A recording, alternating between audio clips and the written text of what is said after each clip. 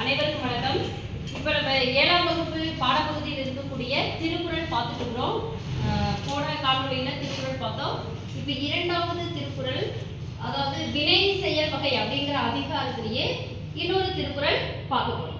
அந்த திருக்குறள்ல என்ன சொல்றாங்கன்னா, வினையால் வினையாக்கி கோடல் நடை கவுள் யானையால் யானையா தற்று அப்படிங்கிறது நம்மளுடைய திருக்குறள். வினையால் வினையாக்கி கோடல் அப்படின்னா, அதாவது நாம் ஒரு செயல் செய்கிறோம் அப்படின்னு சொன்னா அந்த செயல் செய்யும் போதே நாம் என்ன பண்ணணும், மற்றொரு செயலையும் செய்து முடிக்க வேண்டும் அப்படின்னு சொல்றாங்க.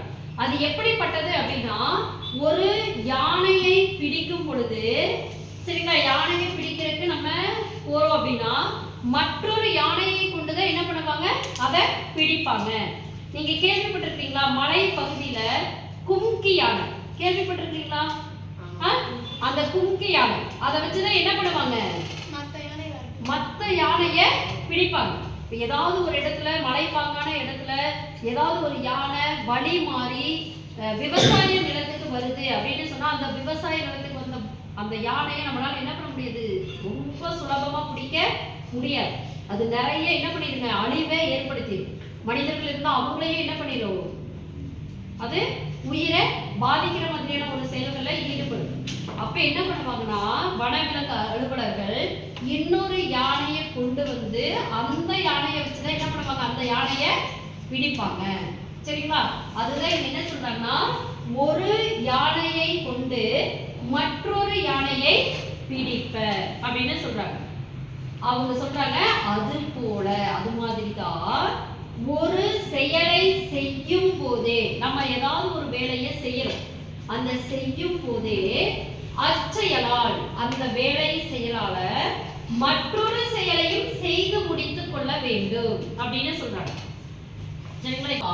நம்மளுடைய வேலை என்ன ஆகும், நல்லபடியா முடியும். அப்படி இல்லைன்னா நம்மளால என்ன பண்ண முடியாது, வேலை நல்லபடியா முடியாது. அப்படிங்கறதுக்காக இது என்ன பண்றாங்க, மற்றொரு செயலையும் செய்து முடித்துக் கொள்ள வேண்டும் அப்படின்னு சொல்றாங்க. சரிங்களா? அடுத்த திருக்குறள் பாருங்க, நம்மளுக்கு அவை அஞ்சாமை. அவைனா அவை அப்படின்னா ஒரு பெரிய கற்றவர்கள் நிரம்பிய சபை, ஒரு ஸ்டேஜ். சரிங்களா?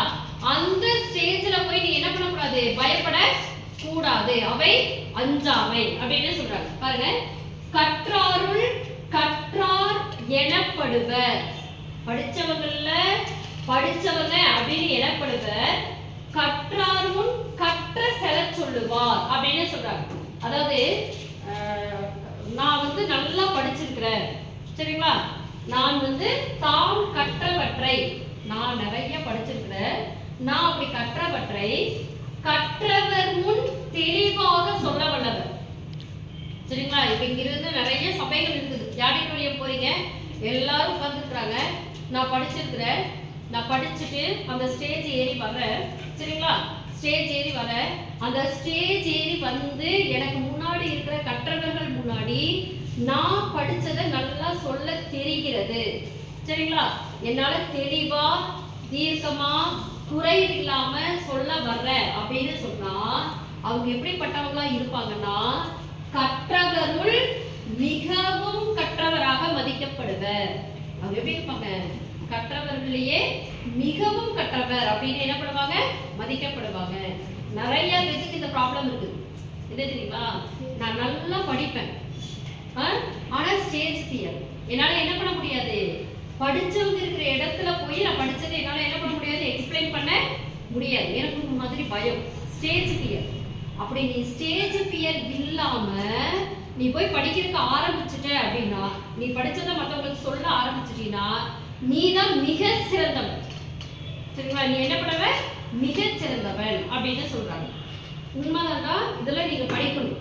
சின்ன வயசுல ஸ்டேஜ் ஃபியர் இல்லாம போய் என்ன பண்ணணும், எக்ஸ்பிளைன் பண்ணணும். அதுதான் நல்ல ஒரு இது. ஐயோ நான் வரல அப்படின்னு சில பேர் நிறையவே இருப்பாங்க, நான் வரல, ஆனா அவங்க படிப்பாங்க, எக்ஸாம் எழுதுவாங்க, நல்ல மார்க் வாங்குவாங்க. ஆனா 4 பேருக்கு முன்னாடி பேச சொன்னா பேசவே மாட்டாங்க. அவங்க என்ன பண்ணுவாங்க, ஓடி போய் ஒளிஞ்சுக்குவாங்க. அப்படி இருக்க கூடாது. அப்படின்னா உன்னுடைய படிப்பு எப்படி இருக்கும், உன்னோட ஏட்டளவுல தான் இருக்கும். உன்னால என்ன பண்ண முடியாது, மீற முடியாது, உன்னால வெளியில வர முடியாது, உன்னால எக்ஸ்போசர் ஆக முடியாது அப்படின்னு சொல்றாங்க. அப்போ யார் ஒருத்தங்கள் படிச்சவங்க முன்னாடி போய் சொல்றாங்களோ, சொல்லி புரிய வைக்கிறாங்களோ, அவங்க தான் ரொம்ப ரொம்ப சிறந்தவர் அப்படின்னு சொல்றாங்க. ஓகேங்களா? அப்ப இனிமேல் இதற்கப்புறம் நம்ம வகுப்புல இருக்கிறவங்க நீங்க என்ன பண்ணணும் அப்படின்னா, ஏதாவது ஒரு கூட்டத்துல பேசணும் அப்படின்னு சொன்னா நீங்க என்ன பண்ணணும், தைரியமா வரணும், பேசணும். சரிங்களா? நன்றி.